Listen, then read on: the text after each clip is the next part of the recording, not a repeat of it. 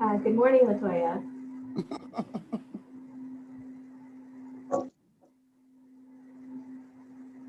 Well, we know that the chat box is working.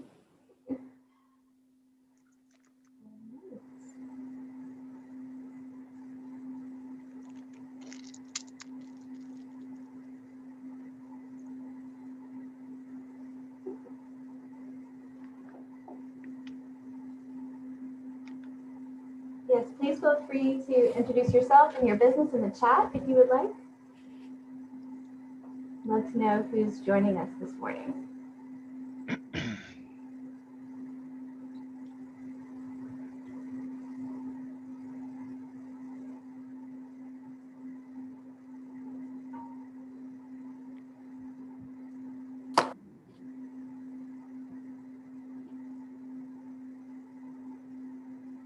Good morning, Webb with Charleston Pops.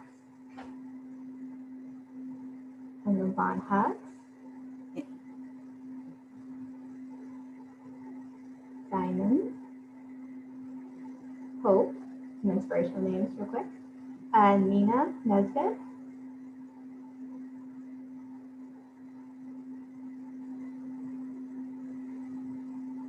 And Devin.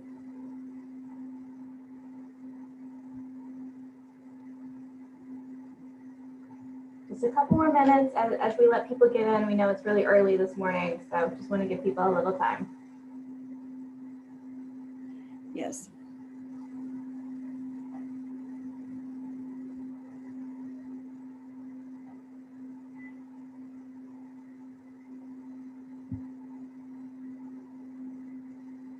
All right, you're good to go on YouTube.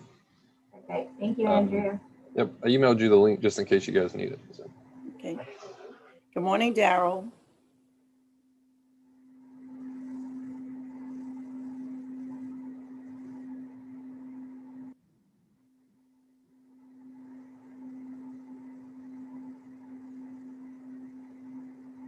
Skills.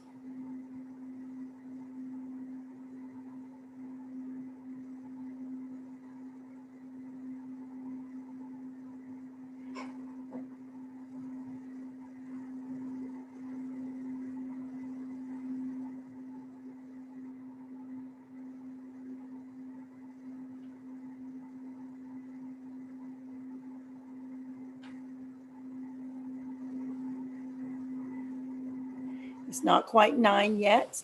We will begin in a few minutes.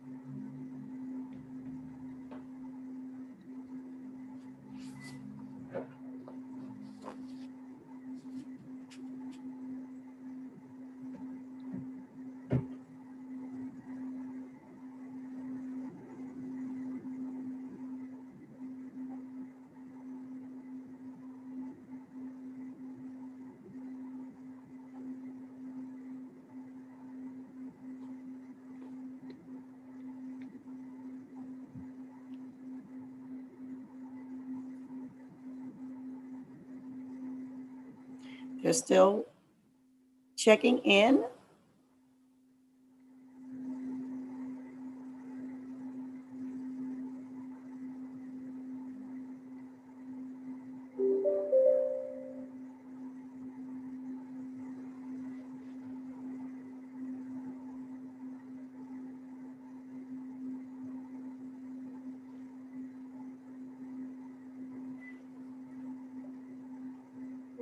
Whenever you're ready, Ruth.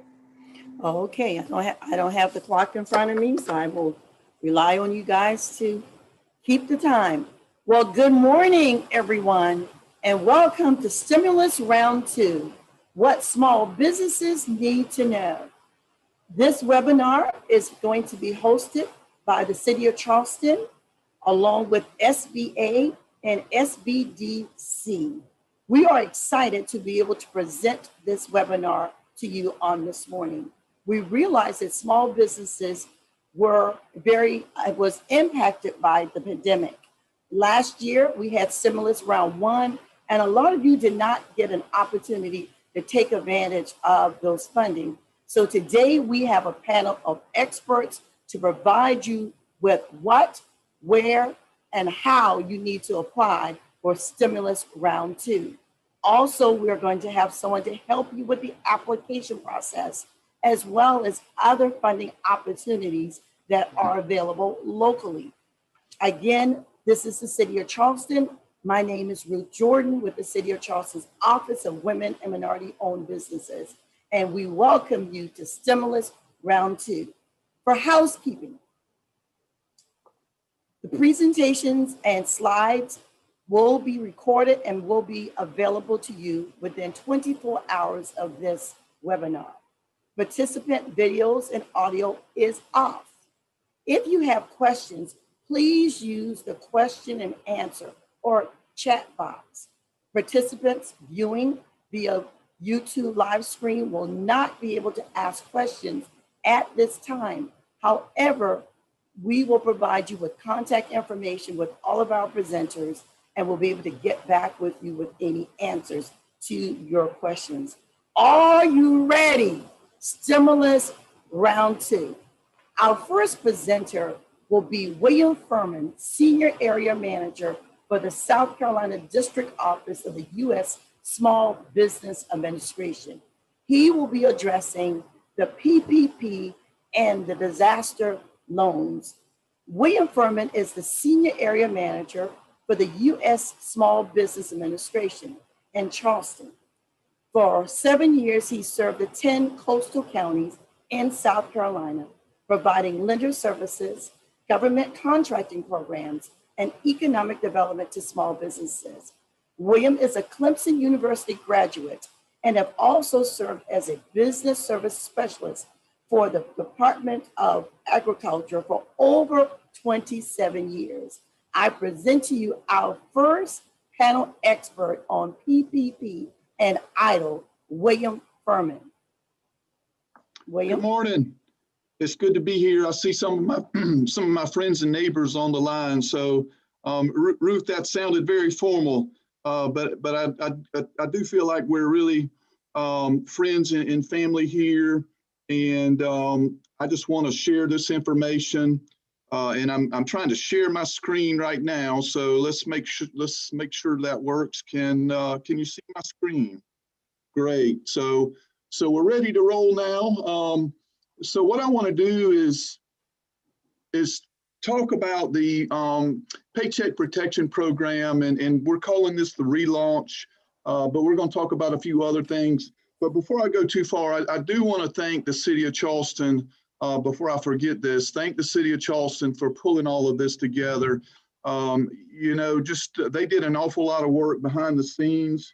Ruth, Meg, Christina, and then there were some other staff that were involved. So just really want to thank them, and we really appreciate everything that they have done to pull this off. We do have I have a lot of information to go over, and we have a limited amount of time. So, you know, we're going to move pretty quickly. It's going to be at a fairly high level, but I think you will get the information that you need. And if you don't have the answers, you'll know where to get them. And if all that fails, you can still call me. You can still reach out to me. So that I think you'll be set after today. I do need to get some legal stuff out of the way, though. So these slides are current as of January 26th. That was yesterday. Still current this morning, as far as I know. I didn't go on our webpage to look to see if anything had changed today, but just wanted to say that. So this presentation provides a general overview of the PPP related to provisions of the Economic Aid to Hard-Hit Small Businesses, Nonprofits, and Venues Act. otherwise known as the Economic Aid Act. This is the last round of legislation that just came out. If there are, in the event of any inconsistency between this presentation and the Economic Aid Act, the PPP Flexibility Act, or all of the other acts or forms or IFRs, they trump what I say, okay? So they override this presentation. So just keep that in mind. I kind of laugh because over the last few months, all these programs have, I say they've made a liar out of me, but that's really not the case. I give the information that's accurate as of today, and then tomorrow, next week, that changes. So just keep that in mind. You do need to, and this is very important, you do need to go to sba.gov /PPP. That's where all of the information is posted by SBA. So you'll see some more references to that as we go. So what are we going to do today? We're going to talk about where we are, a few key dates. We're going to talk about first draw PPP loans and what that means. We're going to talk about second draw PPP loans and how to go about that. I'm going to give you a few loan forgiveness updates. And then, where do you go from here type of information, some additional resources, and a few other programs that SBA has that are very exciting and can be very beneficial to you as a small business. And some of these have not been getting the press, so they may be new to you. So hopefully that'll be good as well. So what is a first draw PPP loan? For eligible applicants that did not receive a PPP loan for prior to August 9th of 2020. So when we're talking about first draw PPP loans, it's the same loan that was available before. There are a few changes we're going to talk about, but if you didn't receive that loan from here forward, that will be considered a PPP loan. So PPP loan eligibility now includes additional entity types. We'll talk about that. Covered expenses are also expanded. So some of the new expenses, or really the old expenses, were payroll costs, rent, mortgage interest, utilities. We've added operations expenditures, certain property damage costs, and those damage costs would be from civil unrest during 2020, supplier cost, and worker protection expenditures. And there's some things that you can use those for PPP funds for that. But don't get too excited about that, okay? Because you're going to be able to use most of those PPP funds for your payroll. And the 60-40 rule still applies. You do have to use 60% of your PPP loan, first draw PPP loan for payroll. And then you can use up to 40% for these other costs. Another little change, borrowers can now select a covered period to use a PPP loan or to use PPP loan proceeds anytime between 8 and 24 weeks after disbursement. So before it was either 8 weeks or 24 weeks, but now you can use any period in between. So that makes it a little bit easier. Let's say you used all of your money in 10 weeks and you were ready to apply for forgiveness. You don't have to wait till the end of the 24 weeks. So you can go ahead and apply, once you have used those funds. Certain borrowers may request an increase to their original PPP loan amount. All right, this is another one. Don't get too excited about this either. Because this is a very narrow, these are for very narrow circumstances. This would only be for those borrowers that for some reason did not receive what they should have received in the original PPP loan amount. All right, it's not another loan. You don't get to reapply. It's basically just trying to make things right for those borrowers. And there are not that many in this situation. So just need to keep that in mind. You must apply on or before March 31st, 2021. So this round of PPP goes through the 31st. Now, I've got a few numbers here just so to put this in reference a little bit. So I know everybody is concerned, and rightfully so, based on the way it rolled out initially. the funds were gone in a matter of days. That's not going to be the case this time. SBA has $284 billion set aside for PPP. The first week we used $5 billion. So that kind of gives you some idea on the burn rate. Now, the first week we did limit the number of lenders that could access the system. But even so, I think you're going to be good. But with that said, don't delay. Don't put this off. If you're interested in applying for either a first round or first draw or second draw PPP loan, you need to go ahead and get that in. The other thing, again, this is kind of at a high level, but the maximum loan amount you can receive for a first draw PPP loan is 2.5 times your average monthly payroll for either years 2019 or 2020. So you're going to need your tax information. You're going to need to determine what your average payroll is, and then you will simply multiply that by 2.5 times. And so in effect, what you're getting is 10 weeks worth of payroll, right? So average monthly payroll times 2.5, that's 10 weeks. And with that, really, there are no other changes to the first draw PPP loan. It's just a continuation of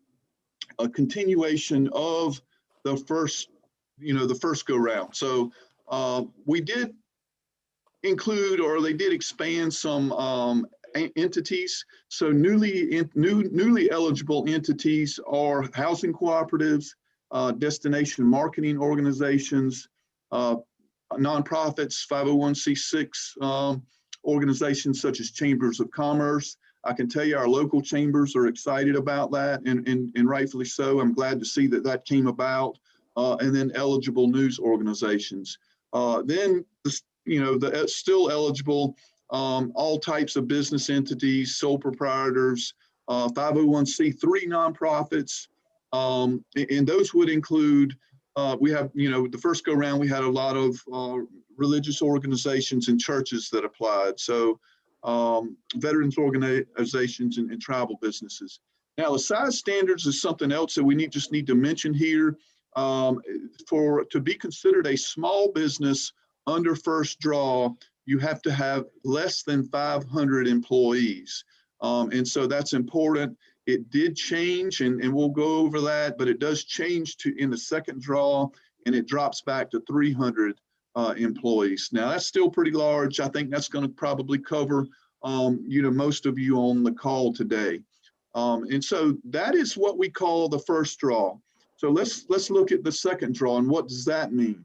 Okay, for the second draw, it's for borrowers that previously received a PPP loan. All right, so that means that you can't just jump to the second draw, right? You have to have had a first draw PPP loan. So if you've never gotten a PPP loan and you're applying now, it's automatically going to be considered a first draw, and you will need to use that first draw application. As I mentioned, you have to have 300 employees or less. And then this is the big one. You have to have suffered a 25% reduction in gross receipts. Okay, so this is a very targeted program. First draw, you don't have that requirement. Second draw, you do. You have to have had a 25% reduction in gross receipts.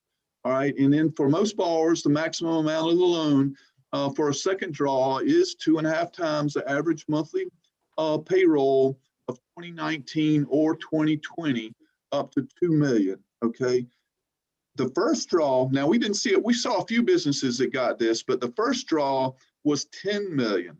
So the second draw, again, it's smaller, it's targeted, and it's 2 million. That is the maximum. And then this is another big change too. Then I'm really glad to see this. But for borrowers in the accommodation and food services sector, which is classified under NAICS 72, and NAICS stands for North American Industry Classification System. Every industry has a classification, and for accommodation and food services sector, it is 72. So you have a NAICS code of 72.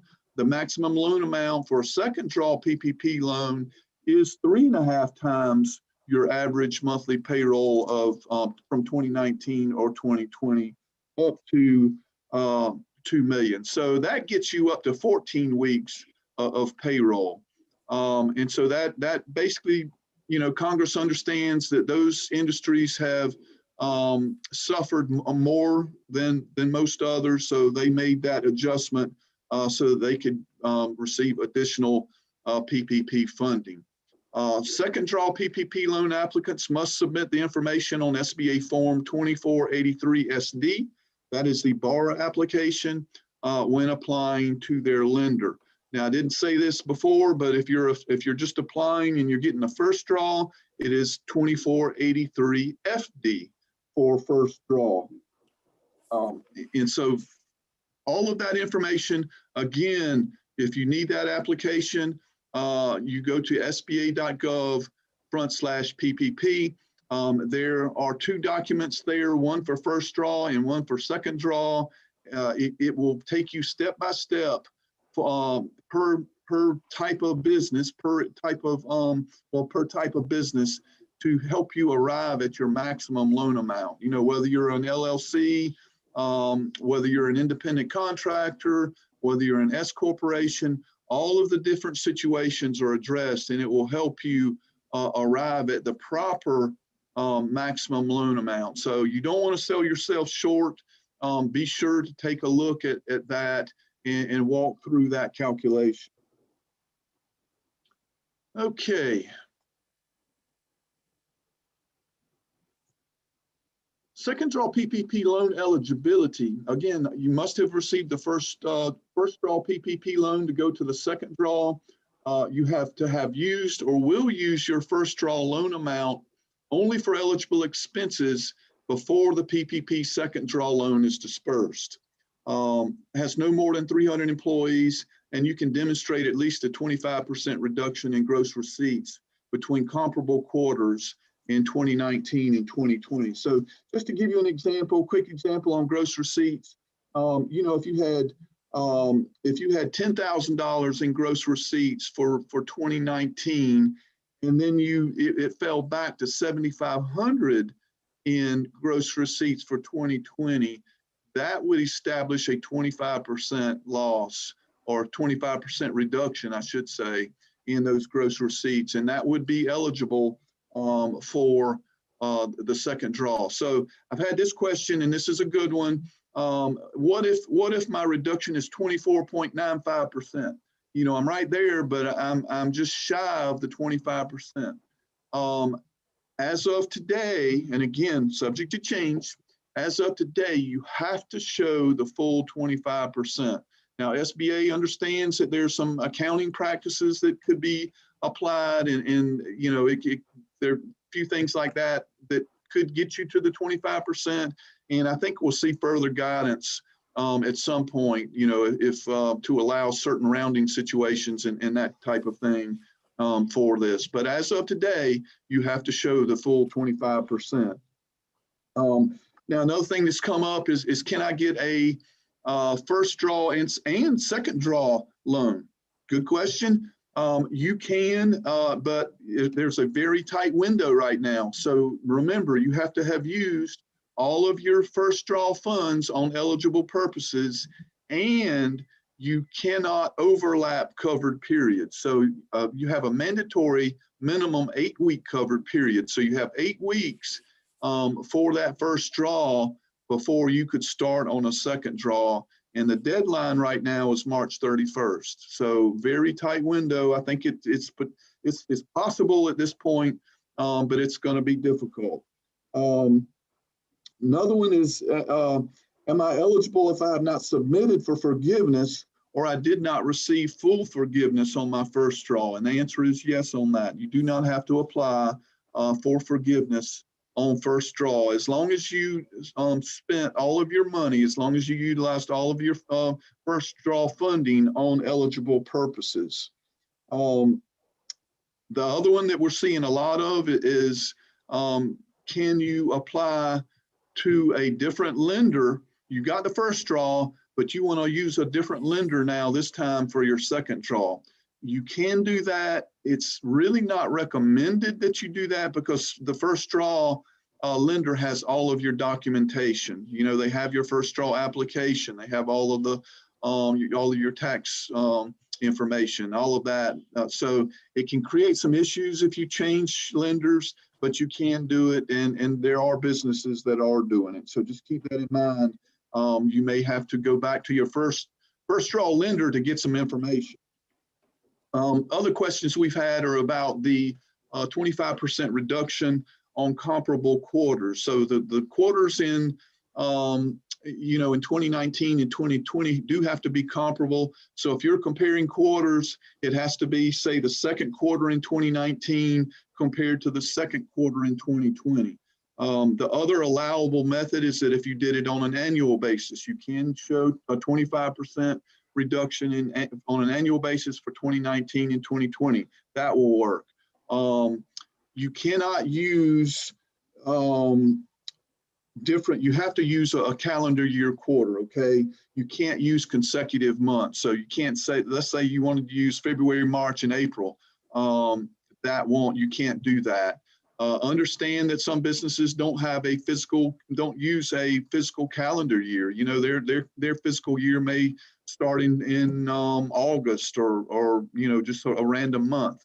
But you still have to do your calculations on a comparable calendar quarter. Okay, so that is, and the rest of the second draw PPP is the same as first draw, the rules as far as that goes. So again, pretty high level. All the information is on our website at sba.gov/PPP. So let's talk about loan forgiveness real quickly. You know, we want to focus on PPP loan making because we have a very short window on that, March 31. Could be extended, but as of today, it is March 31st. So let's talk about PPP forgiveness. Borrowers must apply for forgiveness through their lender. Okay, so that brings another good point, and I think that's maybe on the next slide. But you contact your lender, whether you're looking for a PPP loan or whether you're applying for forgiveness. You go through your lender. You cannot come directly to SBA. Your lender has to process both of those. Lenders submit the borrower forgiveness decisions to SBA. So the borrower will determine, they will go through all of your application, and then they will submit the submission to SBA for approval. And so that's really how that works. Now, we have also had some updates to the Economic Aid Act, and this is huge. Lenders and borrowers are all glad to see this. The idle advances are no longer deducted from your forgiveness payment. So for months, we were telling people that because you got an idle advance, which is nothing more than a grant, you could not double dip and get a PPP, have your PPP loan forgiven, and we were deducting the idle advance from your PPP forgiveness. That is no longer the case. That rule has been repealed. If by chance you were one of those folks that already applied for forgiveness and SBA deducted that from your forgiveness, SBA will be cleaning those up. They'll be reconciling those with your lender. Just be patient. There's a lot going on in SBA right now, and quite frankly, that is not real high on the priority list. So at some point, that's going to be taken care of. Forgiven PPP loans are not taxable income. That was clarified in this legislation. Expenses paid with PPP loan funds are now tax deductible. That was clarified. Now, any other questions on that, you would need to contact the IRS, as that is their domain, not SBA's. Expanded forgivable expenses are permissible for any PPP loan not already forgiven. So we talked about those new forgivable expenses, and if you got a PPP loan earlier and you wanted to use those, you can use them now. But honestly, a best practice, probably some of the best advice I can give you at this point is if you can spend all of your money on payroll, use it on payroll. And when you submit for forgiveness, don't try to gather all those receipts and cancel checks and everything else to cover those other expenses. Just use payroll, focus on payroll, and then that eliminates an awful lot of questions from your lender and from SBA. And then we have a new interim final rule on loan forgiveness that came out on the 19th. And that established that for loans of $150,000 or less, you can now use the 3508S form. And as a matter of fact, it's not may use it. SBA recommends and asks that you use that 3508S form. It's a one-pager. It's very simple. You still have to meet all the forgiveness criteria and regulations, but it's a very simple form to submit or to complete and get submitted to your lender. So that's new, brand new off the press. And so we'll be seeing that used by our lenders going forward. Okay, so what do you do now, and what about additional resources? Again, I already mentioned this. Contact your lender. You know, for your application, PPP application, or your forgiveness application, contact your lender. If you don't have a lender on a new loan, you can use Lender Match. It's a tool on SBA.gov. It's a pretty neat, it's just a matchmaker tool. Basically, you go in, you complete a few questions, submit it, and then potential lenders will get in touch with you to talk about your loan. There's no obligation there. Again, it's just a matchmaker tool. SBA.gov/PPP. That's where everything is. Very important to know that. Additional resources. You know, you can contact me. I'm here. You can also contact, you know, our resource partners. And here's a website that will give you our local resource partners. We're very fortunate to have SBDC on the call today, so they're going to speak in just a minute. So they will, Paul Feather-Gill will talk about what they can do, but we also have SCORE here in Charleston. They do a very good job. They can do the same thing. And then make this announcement that a lot of people don't know this yet, but SBA has made an award, and we're going to have a brand new Women's Business Center. Now they're not up and running yet, but they're on the way, and they're getting organized. So now we have 3 resource partners right here in Charleston, and we're really excited about that. We do have email updates. This is very important too. If you go to the SBA webpage and go to the bottom of the page, please subscribe for email updates. You'll be getting all the information. You'll get an email usually once a week. We don't overload your inbox, but about once a week, and you'll get those very important updates from SBA. And then you can also follow us on Twitter. Okay, shift gears here, and I'm going to move really quickly. I know the clock is ticking. We want to get these, you know, the rest of our team on.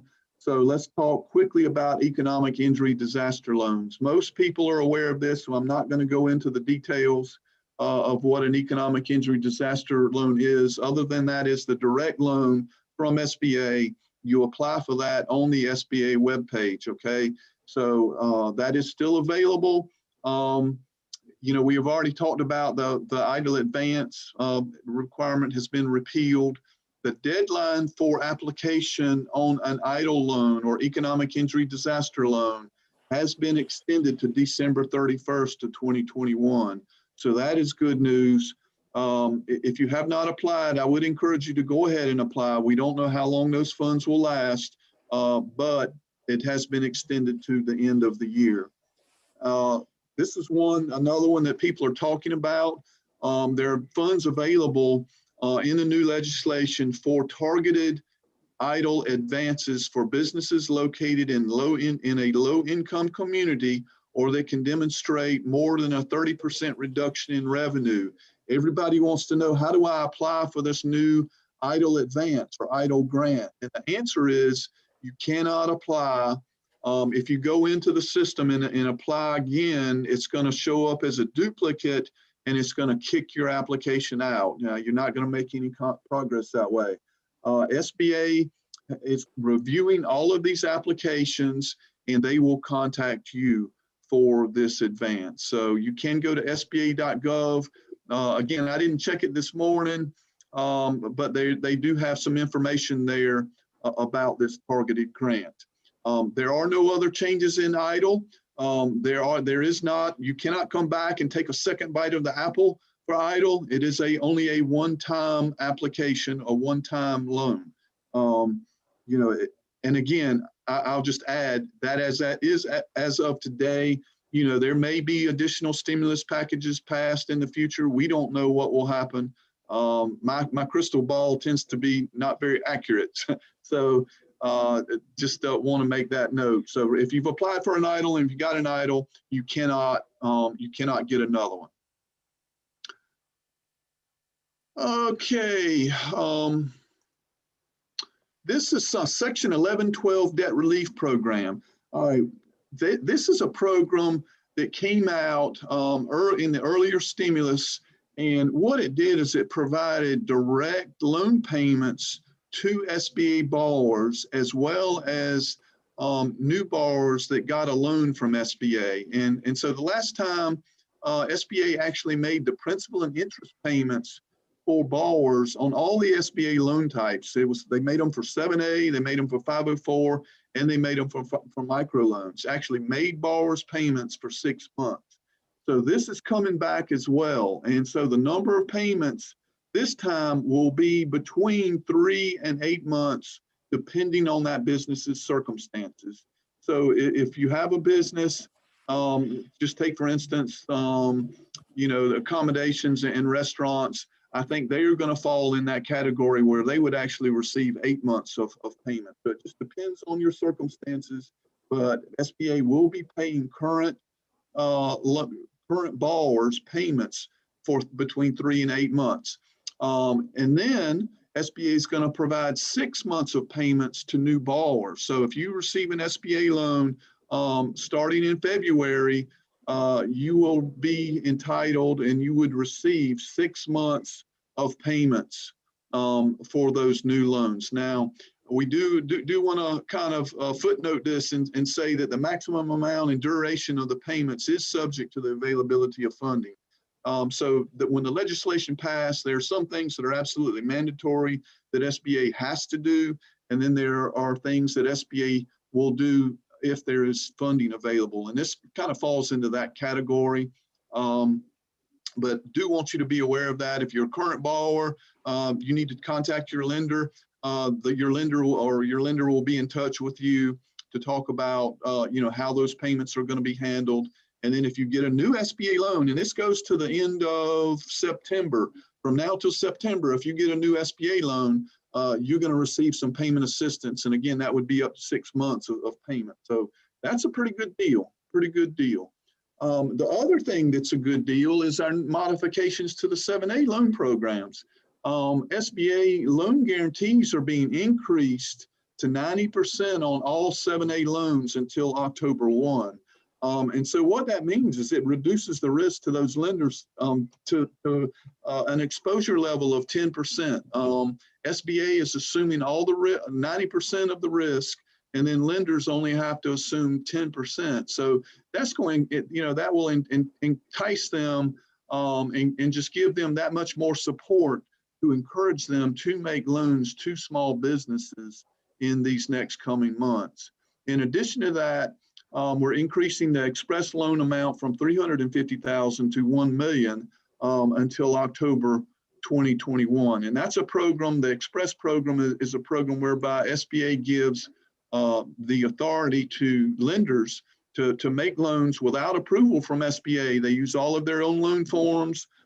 They use all their loan underwriting standards. So it makes it very easy for them to make loans. These loans can be used for lines of credit as well. And so we're increasing that from 350 to 1 million. And then guidance is coming out to reduce loan fees. That's in clearance and should be released in the near future. But we do believe loan fees are going to be zeroed out. So those businesses applying for loans until the end of the year would not be subject to any SBA loan fees. So that's another perk. You know, hey, SBA is going to pay your loan fees. SBA is going to make your first 6 months payments. What a great deal. Okay, we're getting down to the end, and I know my time is drawing nigh as well. I do want to talk about the Shuttered Venue Operator Grant. You know, we have a lot of these types of businesses in the Charleston area, I've gotten a lot of inquiries from them. But the Shuttered Venue Operators Grant is a program that includes $15 billion in grants to shuttered venues to be administered by the SBA's Office of Disaster Assistance. Eligible entities include live venue operators, theatrical operators, live performing arts organizations, operators, museums, zoos, aquariums, motion picture operators, and talent representatives. Now, this funding is going to be stepped on a step based on the amount of revenue losses. So those entities that had the greatest loss will receive the funding first, and it's going to be kind of a step basis coming down. SBA has not issued any of the regulations or the application yet, but if you go to this website, sba.gov/coronavirus relief, that is where, when it's posted, that is where it will be posted. They have also indicated that they are going to do a pre-application webinar with this as well. So just pay attention to that, and that will be posted. We'll definitely be pushing all of this out on social media and in the press. So just know that that's coming. Again, I think that will be a benefit. One thing I do want to say though, is that you cannot use this the SVOG grant in addition to really a first draw or a second draw PPP loan. If you got the first draw PP loan the first time originally, you would still be eligible, as well as an EIDL loan, you'd still be eligible. But you cannot come back now and apply for a PPP loan and still be eligible for this particular grant. So keep that in mind. That's a decision that you would have to make. I think we're going to take questions at the end, I do believe. In closing, I just want to say that we had today we were supposed to be doing a lender matchmaker event, and we were on go. We put in an awful lot of work for that, to do it virtually. We were excited about it. And then Congress had other things in mind, and they rolled out this new legislation, and the city and we got together and we just made the decision that this was more important. Our lenders are very busy processing PPP loans. We didn't want to pull them away from that. But we do intend to do a lender matchmaker event, probably late spring, early summer. And with these new loan programs, SBA loan programs, I think once we get past PPP, those are going to be cranking. That's a really good deal for our small businesses, and I would encourage you to take advantage of those. So I've got to stop here. I think I'm out of time. Look forward to answering questions towards the end. William, thank you so very much with such valuable information. And we're going to continue this wonderful webinar, what you need to know about stimulus round 2. But I want everyone to know that we are recording your questions, and we're going to answer those questions at the end of the next 2 presentations.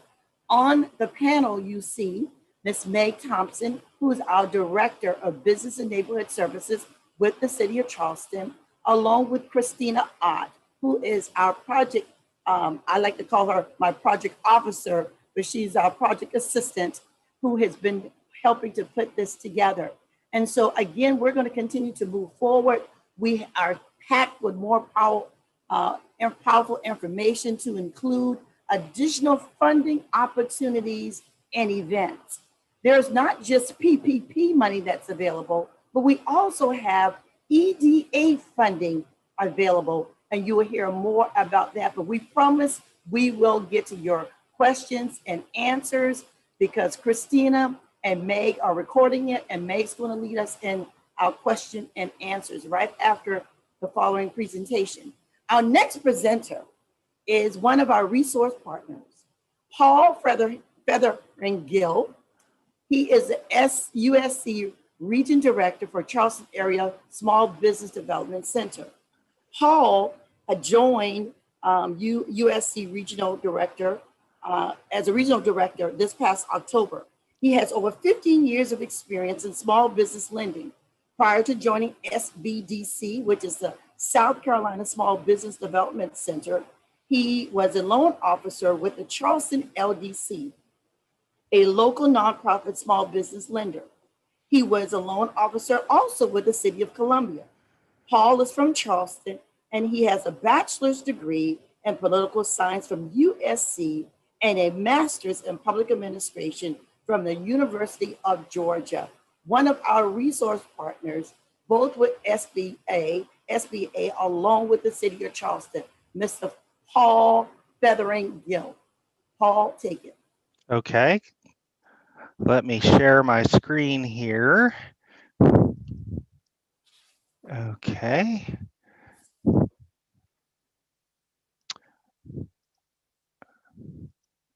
Okay, can everybody see that? Very Yes. good. Good morning, everyone. First, I want to say thank you to the City of Charleston for putting this on and for inviting me to participate this morning. There's a lot of really good information that's being shared here. I want to thank William. You know, William and I have seen a lot of each other recently, talking about PPP and EIDL and some of the different things. William does a great job. He's a great resource partner. We, as the SBDC, we are partners not just with the City of Charleston, but we're resource partners with the SBA as well. And, you know, we have a great relationship with them and are always happy to help in any way we can. So, you know, when you talk about the SBDC, and who we are an economic development organization that provides business management assistance to small businesses. We are a nationwide network of programs. There are 63 of them nationwide. Within the state of South Carolina, we have programs in pretty much we have 4 regions based out of 4 universities, USC, Clemson, Winthrop, and South Carolina State. And through those regions, we encompass pretty much the entire state. The region that I work through, the USC region, is you know, based out of USC, but I'm actually here in Charleston. I am in the North Charleston office of the SBDC. What we are is we are a network of professional trained advisors. We operate under SBA and national accreditation standards.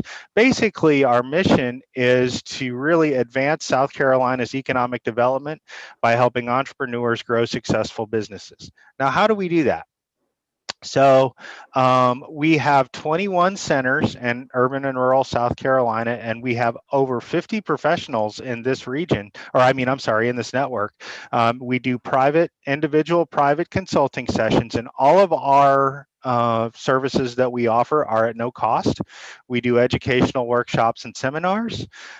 We can refer people to services with other partners, and then we provide different kinds of tools, resources, and information. So basically it works like this. So if you are needing assistance with your business at any stage that you might be at. So let's say you are a startup business and you want to go apply for financing and you need help putting together a business plan, a marketing plan, financial projections, and putting together a loan package to apply for funding, to figure out where you even can go to apply for financing, whether an SBA loan makes sense for you, whether there might be a bank that might be a good fit for you.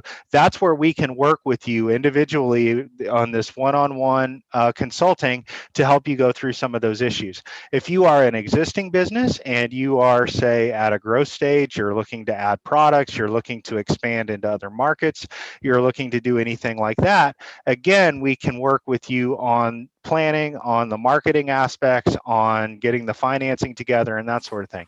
We don't actually provide financing ourselves, but what we do is we network with other finance partners in the area, whether it's banks or whether it might be alternative lenders like the Charleston LDC or the South Carolina Community Loan Fund, something like that.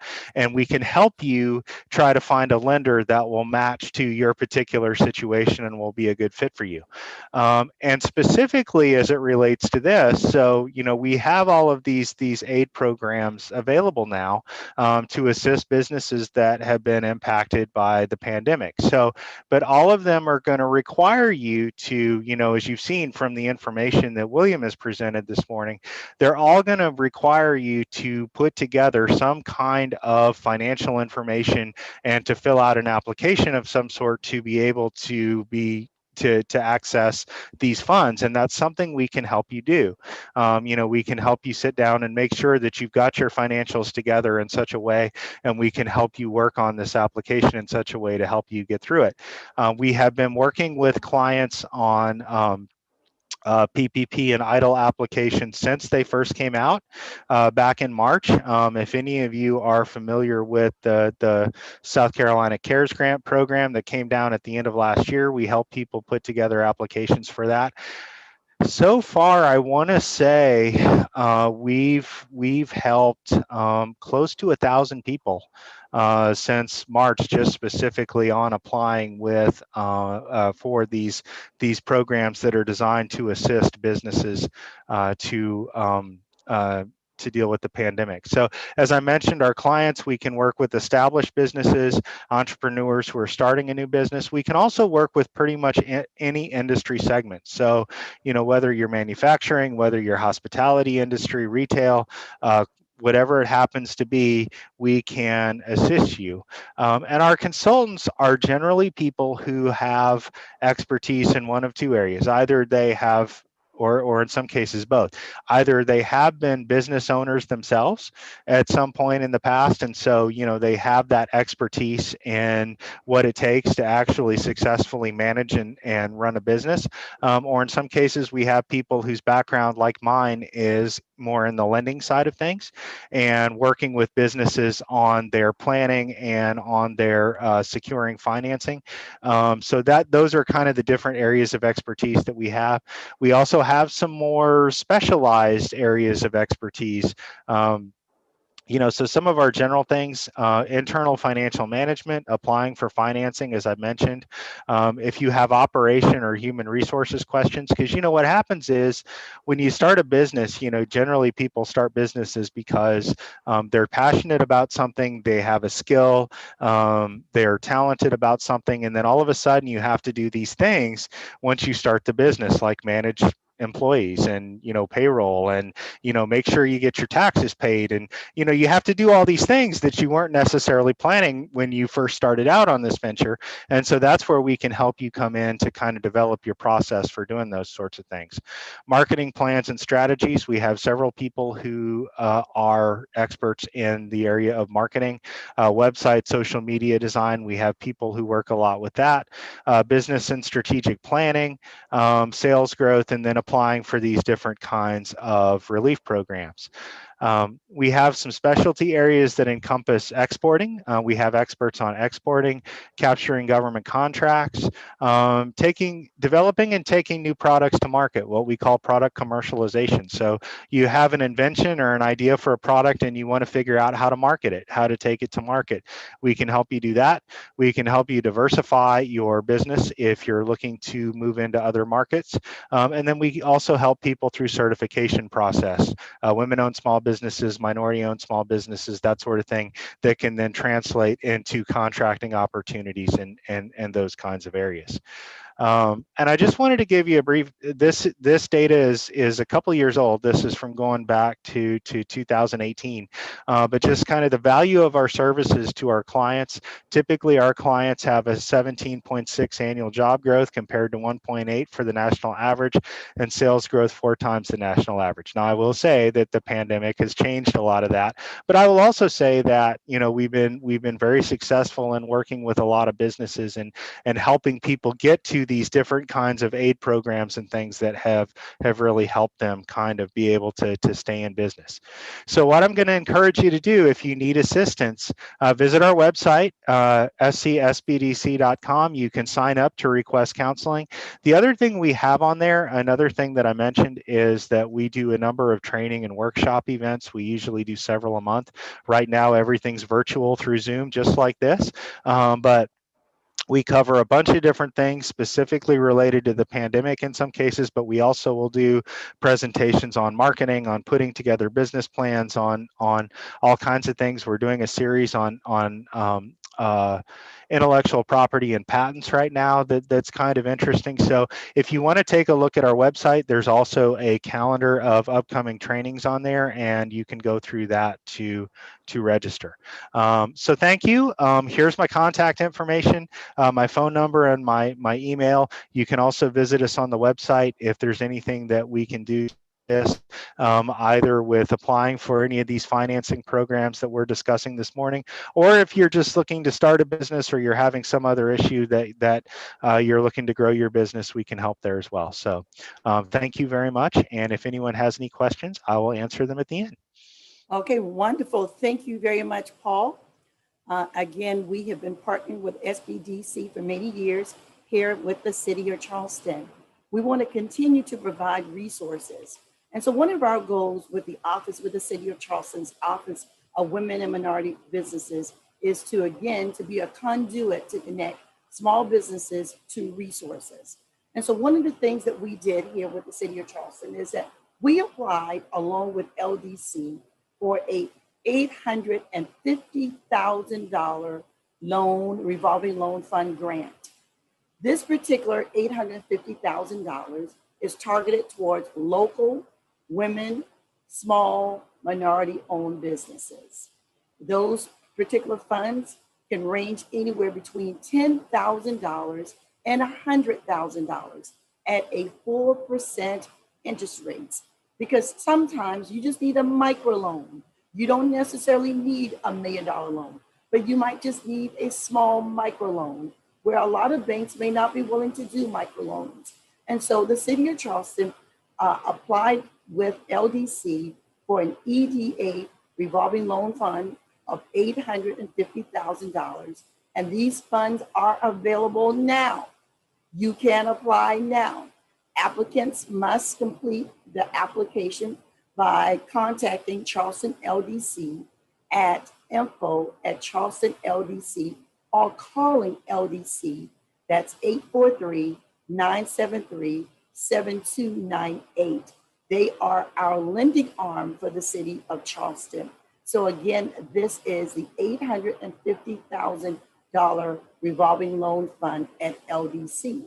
Not only did the City of Charleston apply for EDA funding, but we also had the Council of Government called BCDCOG, called the Cog Cares Fund. The Cog has over $560,000 in CARES Act funding. It's a 1-year interest deferred and or interest-free loan ranging again from $10,000 to $100,000. Eligible businesses seeking assistance should operate in Charleston, Berkeley, or Dorchester counties to be applicable to obtain part of this $560,000. The contact information for the COG is listed here.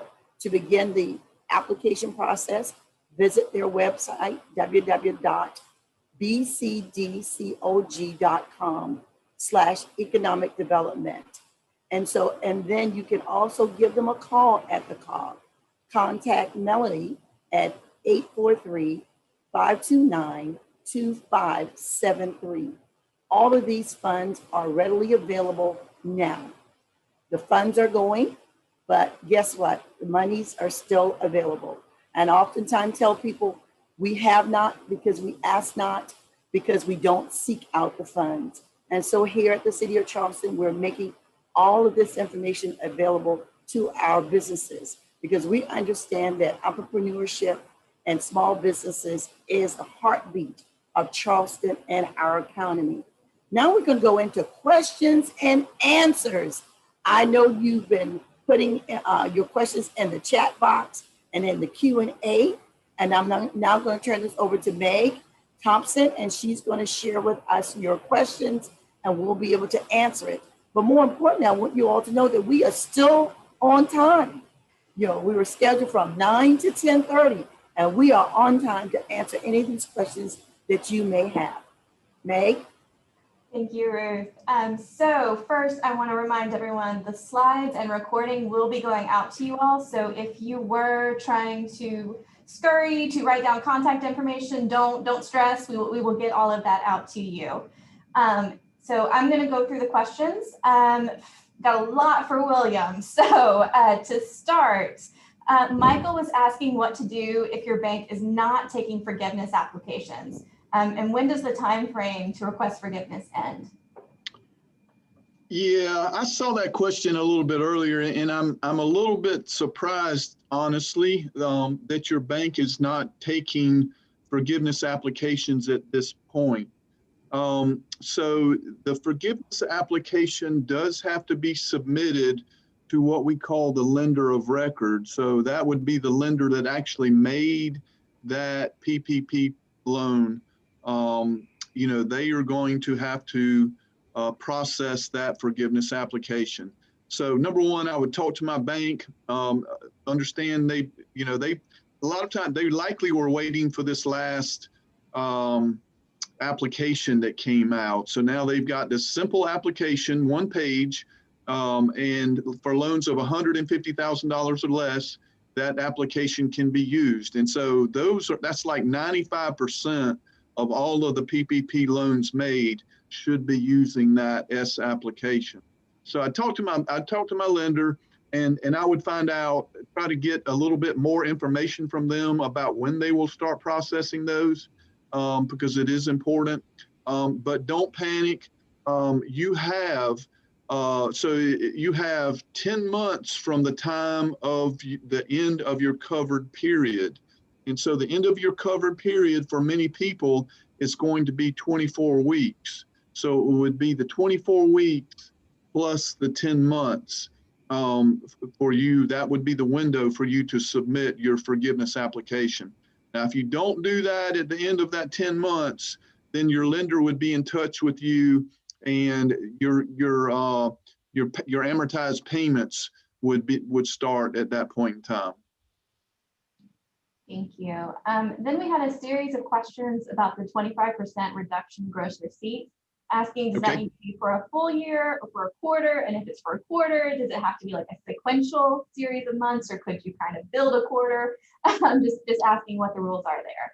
Yeah, so it has to be a calendar quarter during 2019 comparable to 2020. So if you're doing that calculation, you would take your gross receipts from, say, quarter one in 2019, and you would compare that to quarter one in 2020 and determine if you had a 25% reduction to qualify for the second draw. Now, I've had some questions, and this would be a good problem to have. You know, I have talked to somebody that was concerned that, you know, they had one quarter where they did have a 25% reduction, but thankfully for them, their business bounced back, and they actually had more revenue in 2020 than they did in 2019. But they had that one quarter reduction, and so at least 25% reduction, and therefore they met that eligibility requirement. You cannot just piece together certain months. It does have to be on a quarterly basis. In other words, you couldn't take say February, March, and April and make that a quarter. It has to be a calendar quarter, January, February, March. You can't just use random consecutive months. All right. And then Nina, I'm not sure, my apologies, Nina. I can't remember if you were asking this question during the second draw PPP portion or the forgiveness portion, but she was asking if you need to have your 2020 taxes completed to apply for any of these things. So if you're applying for a PPP loan, this go round, you can use either your taxes from 2019 or 2020. And so if you decided to use 2020 and you hadn't filed taxes, depending on the type of business you have, you may have to at least complete your Schedule C, even though it may not be filed. But it just depends on the type of business you are and which calendar year you plan to use to make those average monthly payroll calculations. Okay. And then Tamel was asking if you had applied and didn't get it, and I'm not sure if she was talking about EIDL or PPP. Would you still be eligible when funds become available? Yeah, and that's we need more information, but you know, if you want to follow up with me offline and talk specifically about what happened and what program, and then I can give you some advice on how to move forward. Thank you. And someone asked, what exactly is the express loan, and what about the no loan fee in 6 months of SBA payments? Asking for a little bit more clarity on that. So I'll go back over that. So in what SBA calls, we have this express loan, and it is a loan program. I'm going to go back even a step further. So SBA does, except for disaster EIDL loans, SBA does not make the loans directly, right? SBA issues a loan guarantee. So even on the PPP loans, that's why you go to a commercial lender. That lender is actually making the loan. And on PPP loans, SBA is guaranteeing 100% of that loan. So that lender on PPP loans has no risk. And so that's why they are able to process basically virtually any business that walks in their door, because SBA is guaranteeing them 100%. Now, our other regular business programs, SBA provides loan guarantees, and those loan guarantees just act like an insurance policy to the lender, is an easy way to look at it. So, you know, if the loan were to go into default and the lender didn't get paid, they come back to SBA, they make a demand for that guarantee, and SBA pays them. So SBA, so on PPP, if they have a borrower that doesn't either get forgiveness or pay, then SBA is going to pay that entire loan off.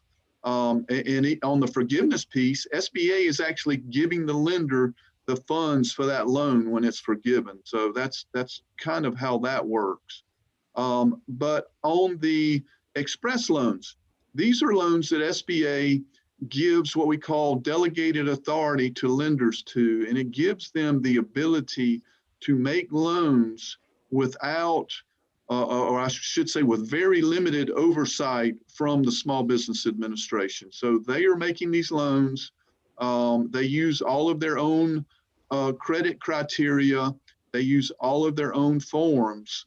And so lenders like it. Now, they would have a reduced guarantee. Typically, that guarantee is only 50%. I think we're increasing that to 75% in this case. But they like it because it's very quick and it's very easy, and they're able to make loans without, having to come back to SBA. And so we're increasing that from $350,000 to $1 million. So that gives them the ability to do a lot more things with that increased loan amount. So that's an important piece there. And then what was the second part of the question? So they were asking about expense and about the no loan fee in 6 months of SBA payments. Yeah, so the no loan fee, SBA on 7A loans, and that is our typical loan guarantee program. SBA is increasing that guarantee to the banks up to 90%. And so banks will like that because it reduces their risk. It will encourage them to make more loans to small businesses. Now, the no fee is still in clearance. It's not in effect today. Let me try to make that clear. It's not in effect today, but we think that it's coming. And SBA does charge fees for these guarantees, and these fees are charged back to the borrowers. Usually it's around 2 to 3%. And those fees it appears, are going to be waived. And so that the borrower would not have to pay those fees up until or through September, and then we start a new fiscal year on October 1. So that's a real advantage this year. And then the payment assistance, whether you are a current SBA borrower, if you're a current borrower, you will be receiving, or SBA will be paying your principal and interest payments, anywhere from 3 to 8 months, depending on the type of business that you have. And then for new businesses through September, SBA will be paying new business loans, I should say, new business loans, SBA loans. SBA will make those principal and interest payments for 6 months. And so what programs are we talking about? We're talking about SBA microloans. We're talking about SBA 7A loans. We're talking about SBA 504 loans. I did see a question while we're here. I did see a question. Somebody asked if SBA would be making 6 months of payments for the economic injury disaster loan or EIDL loan programs. And the answer to that is no. That is not included in this piece. Those loans are deferred though for 12 months. So you don't have to make a payment for 12 months from the date that the loan is made. Perfect, thank you. Then Jason has kind of a unique situation. He purchased a business that was failing during the pandemic, and he has all of their financial documents that show a loss and payroll info, but he doesn't have their tax documents. Can he use all of that to apply for PPP? He's a brave man. Yeah, so SBA, SBA has a document out, it's frequently asked questions, and if you can obtain certain records, if the business was in operation as of February 15th of 2020, and then subsequently that business had a change of ownership, as long as those records are available, SBA has made the determination that they are eligible to get a PPP loan. Now, this has become a little more complicated. And one of the first questions I would have to ask is did the business get a first draw PPP loan? Are you looking to get a second draw PPP loan?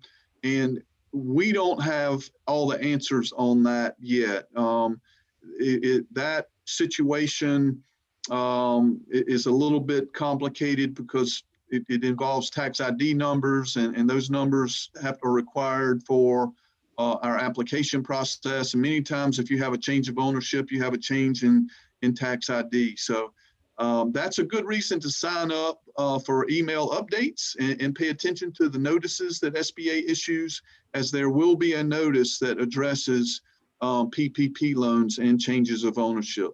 That's coming out. They're working on that now, but there are a lot of moving parts on that, and so they're having to work through it. Okay. And then I want to mention, Lori had asked if SBDC offers Quickbooks Workshops. And Lori, just in case you didn't see Paul's answer in the chat, they do offer that training from time to time. He's recommending that you check out the website and sign up for the monthly newsletter to know when they're going to be offering it next. Right, Yeah, Paul? you can go on our website there. We have a training calendar on there so that you can see what's upcoming. You can also sign up for our newsletter. We are constantly scheduling new things, so definitely keep an eye out for that. But QuickBooks is something that we do from time to time. I think I know the answer to this, but William, can a new business that started up mid-2020 still take advantage of a PPP first draw? The answer, unfortunately, to that is no. The business does have to be in operation as of February 15th of 2020. And that's a situation I wish Congress had addressed. I've talked to several people in that same scenario, many times, or just a fact. We didn't know back in March where we would be today. And so, I really feel for those businesses that didn't start their businesses prior to February 15th because they are not eligible. Ruth, I don't know if that may be an option that they could come in to you or to the LDC. I'm not sure if they would be eligible there or not. So again, LDC, they can definitely give them a call. For the EDA, it has to be pandemic related for the EDA funding. However, LDC does have other opportunities for startup businesses as well. Good. Yeah, good point. Then Jason was asking, are all of these loan programs credit-based? No, some are and some are not. With PPP, there is no requirement for credit underwriting, with the exception that if a business is currently in bankruptcy, they are not eligible. But there's not the requirement for the lender to pull a credit report or check credit scores or anything like that. So it is not credit based. The economic injury disaster loan is, and so if you apply for the economic injury disaster loan through SBA, they will pull a credit report, and the credit, generally speaking, I think the credit score is a minimum of 570. But I know that, they will take special circumstances into consideration. If you receive a declination based on credit, you do have the opportunity to request reconsideration and provide documentation and things to support your request. And I know there was some confusion about this early on, but Shaniqua is asking which of these programs are available for independent contractors and sole proprietorships. Yeah, so let's talk about that for a minute, because this can affect both independent contractors and the businesses that engage those contractors. So if you are an independent contractor or sole proprietor, you are eligible for both the economic injury disaster loan and the PPP loan. Now, if you are a business that uses 1099 employees, and people, these businesses will typically, a lot of times they will call them employees, but they're really not employees, they're contractors. And those contractors can actually go and apply for PPP on their own. So if you're a business that uses these 1099 type individuals, you cannot use their payroll. They are not an employee. They're an independent contractor. So that will impact the maximum amount of your PPP loan. So yeah, that's a good question.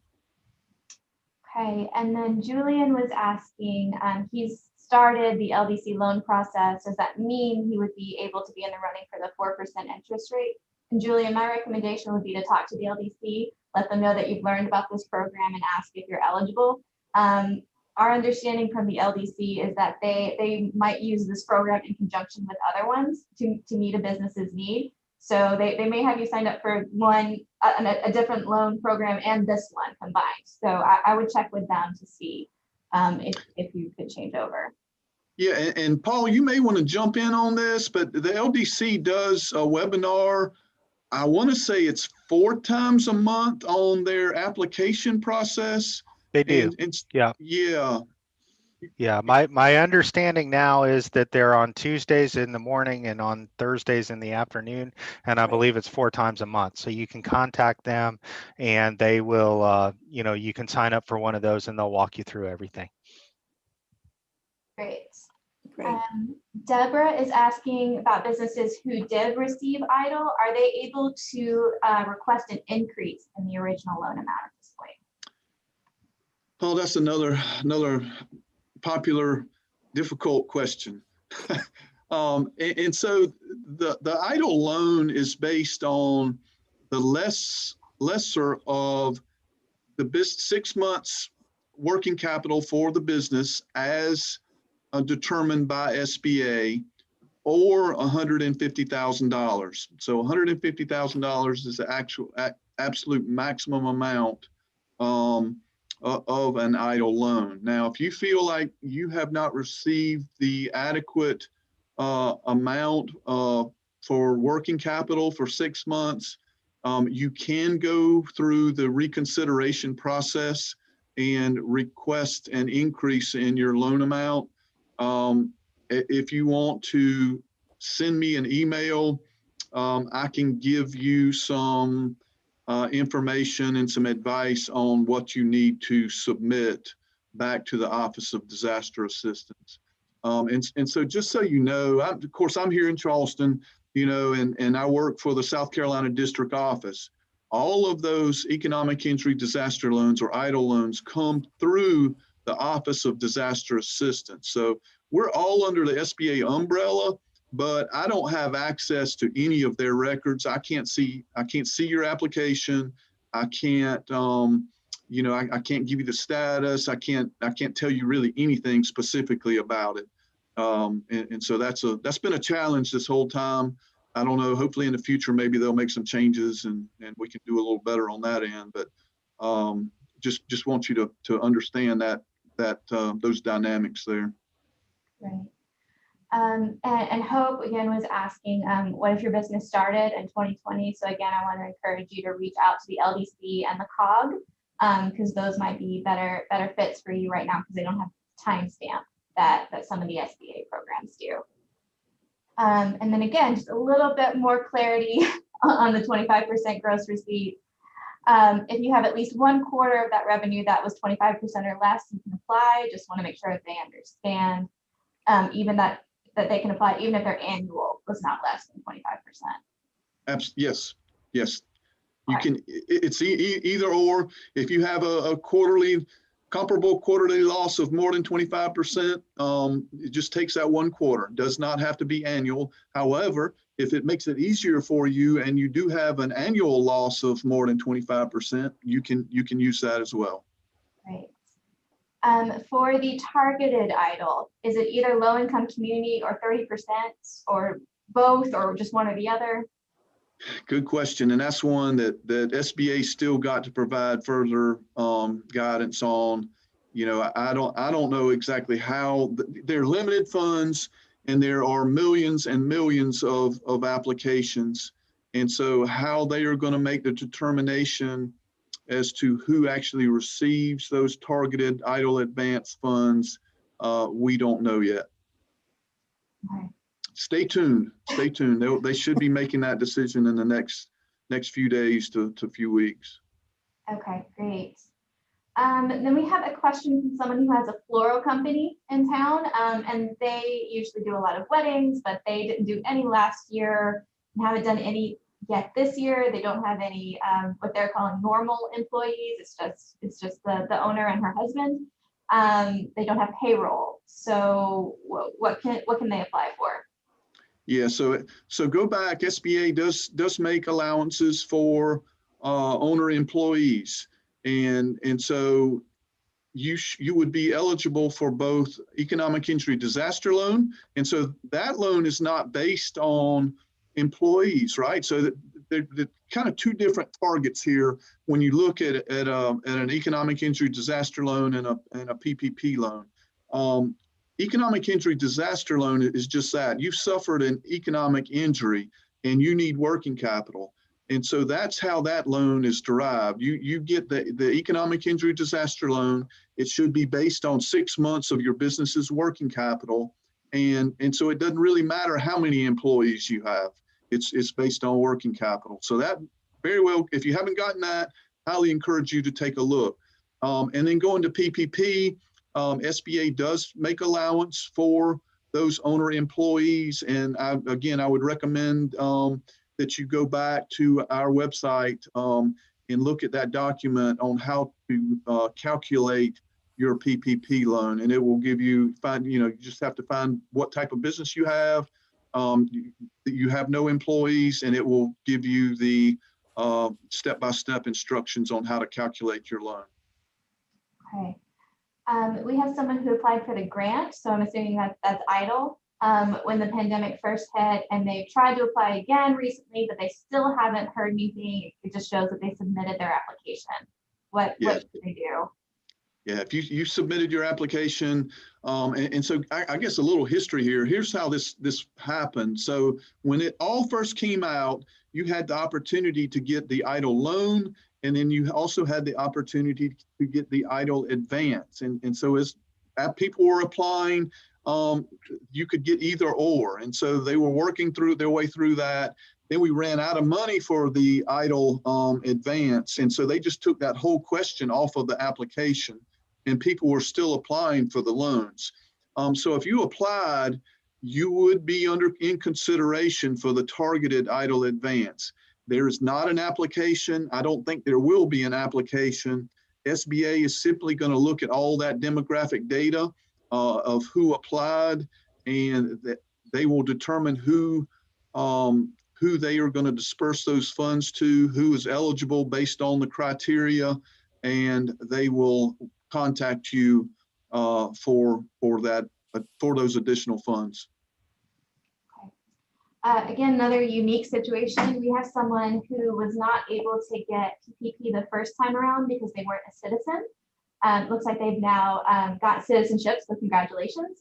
They have tried to apply, but they received an automated message saying that because they didn't get it granted the first time, they can't apply for the second round.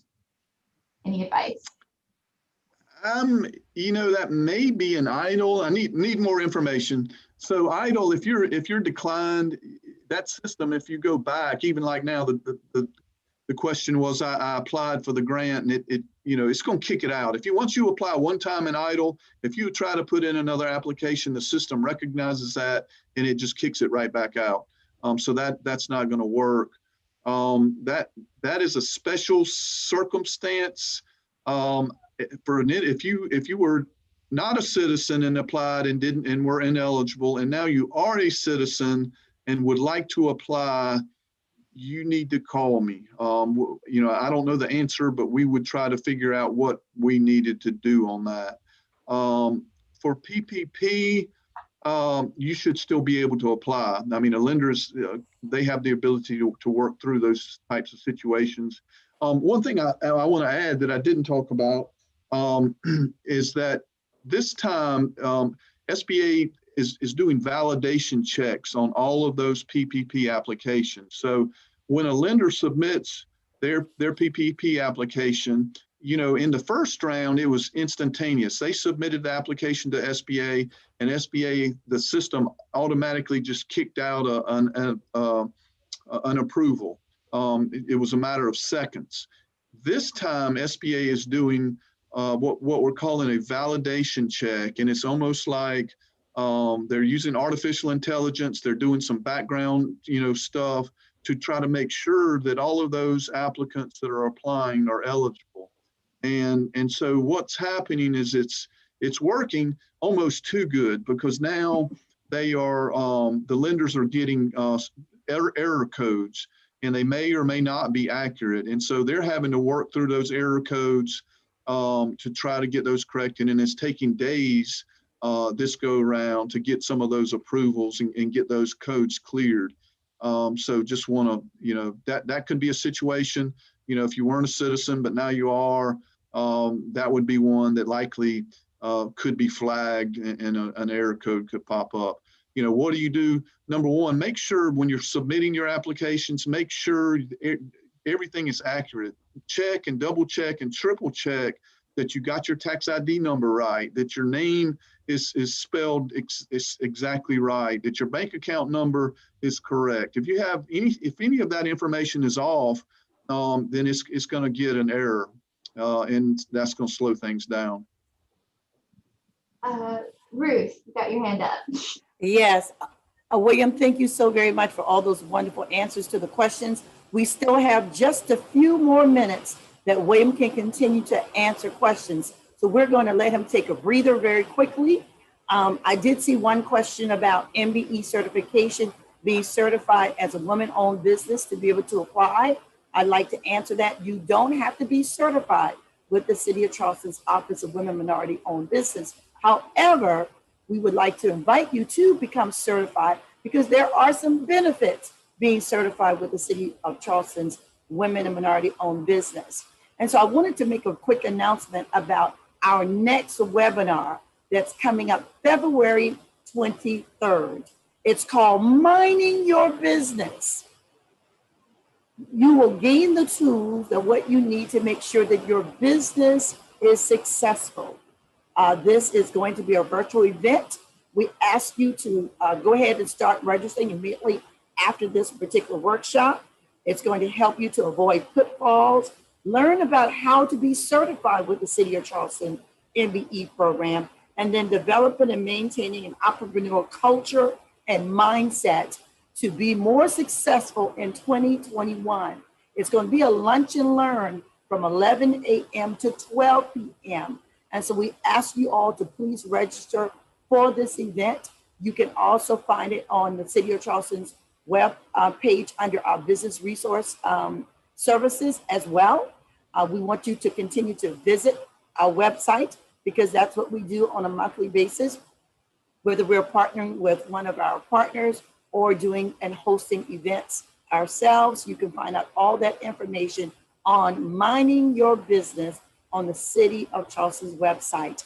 And so we have just about 4 minutes. So William, you can answer a few more questions and then we're gonna do our final thoughts and thank you. So just a few hot questions. Meg? Sure. And real quick, I saw Hope put in the chat. She's an African-American woman and would like to know how to get registered.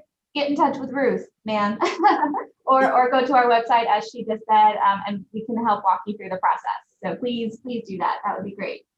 Next, someone was asking about the forgiveness period for PPP. Is it still 10 months from the date of receipt of funds? Talking about the first round of PPP here. Yeah, it's 10 months from the end of your covered period. So if your covered period was 24 weeks, then it would be 10 months after that. Okay, great. So total of, if my math is right, that would be a total of 16 months.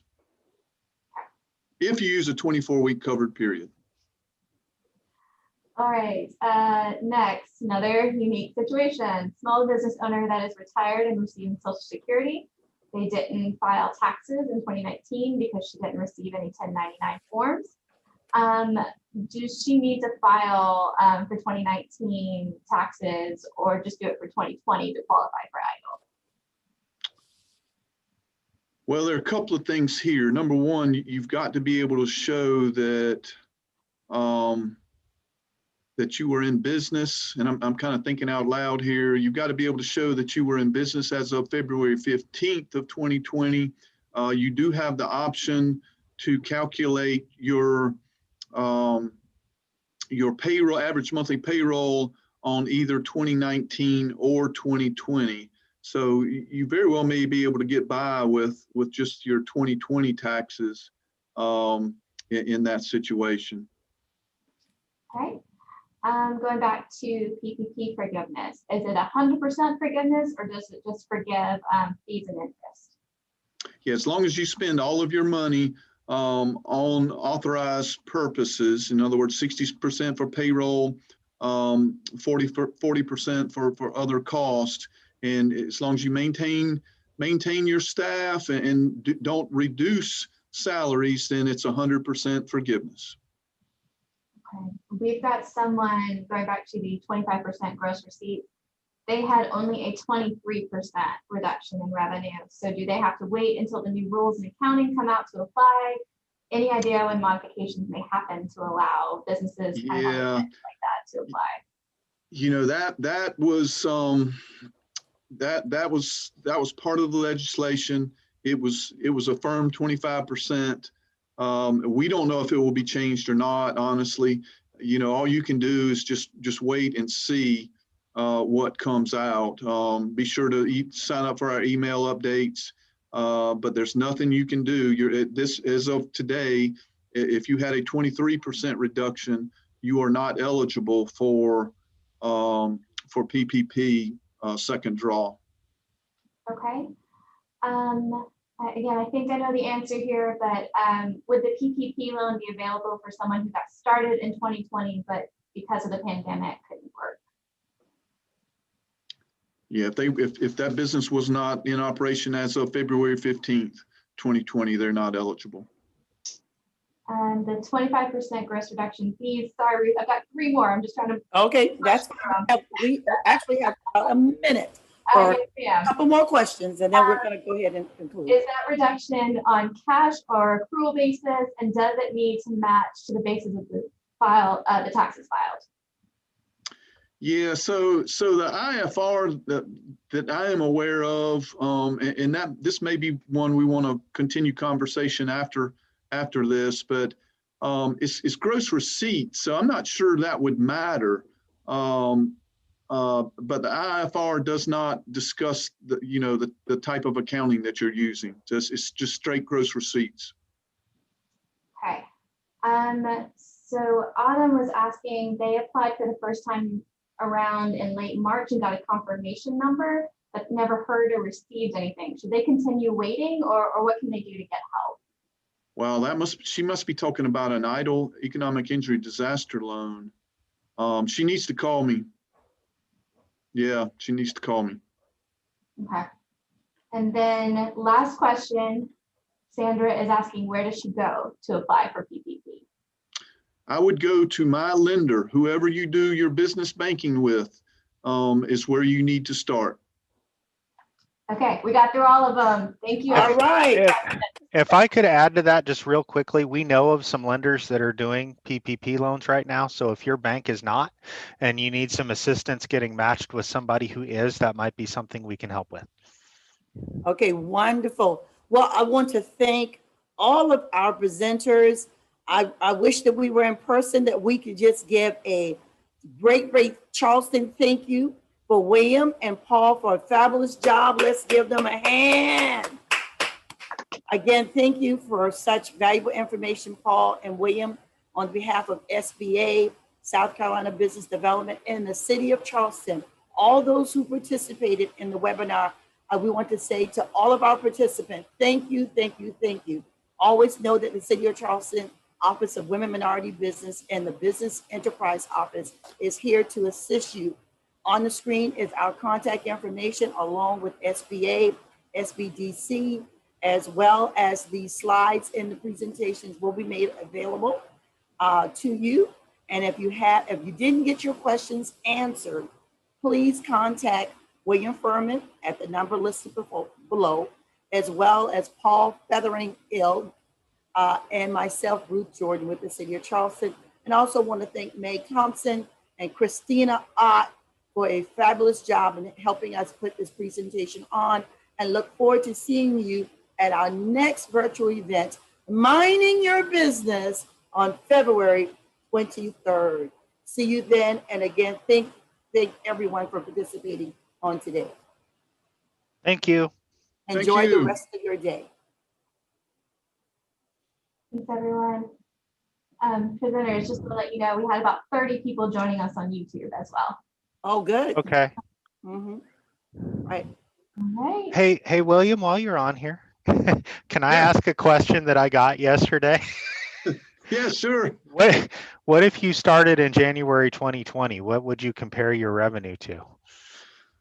That is, I can't tell you verbatim, but that is addressed in that guide on how to calculate your loan amount. Okay. Yeah.